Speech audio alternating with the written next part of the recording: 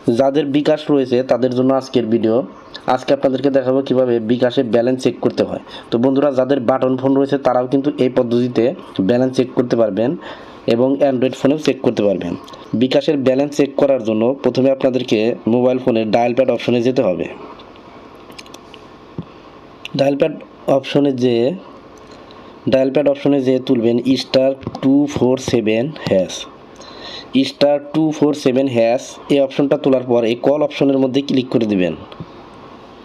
এরপর আপনার এখানে 2টি সিম থাকলে 2টি সিম শো করবে। আপনি যে সিমে বিকাশ খুলেছেন ওই সিমে ক্লিক করতে হবে। তো আমি যেহেতু জিপি সিম 1-এ বিকাশ খুলেছি, এজন্য আমি জিপি সিম 1 এখানে ক্লিক করে দিচ্ছি।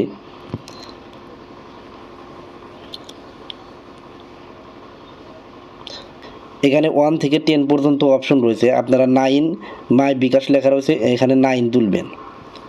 9 তোলার পর সেন্ড অপশনে ক্লিক করবেন।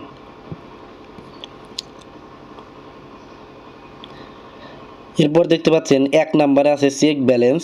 তো আমরা যেহেতু ব্যালেন্স চেক করব, এখানে 1 তুলব। 1 তোলার পর সেন্ড অপশনে ক্লিক করতে হবে। এরপর আপনার যে বিকাশ রয়েছে ওই বিকাশের পিন দিতে হবে। তো আমি পিন দিয়ে দিচ্ছি।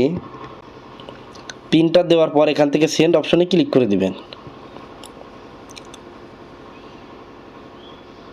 এখানে দেখতে পাচ্ছেন কারেন্ট ব্যালেন্স কিন্তু 740 টাকা দেখাচ্ছে। তো বন্ধুরা, এভাবে কিন্তু আপনারা বিকাশের ব্যালেন্স চেক করতে পারবেন। বাটন ফোন এবং অ্যান্ড্রয়েড ফোন দুটিতেই কিন্তু এভাবে ব্যালেন্স চেক করতে হয়। তো ভিডিওটি ভালো লাগলে চ্যানেলটি সাবস্ক্রাইব করে রাখতে পারেন। ধন্যবাদ।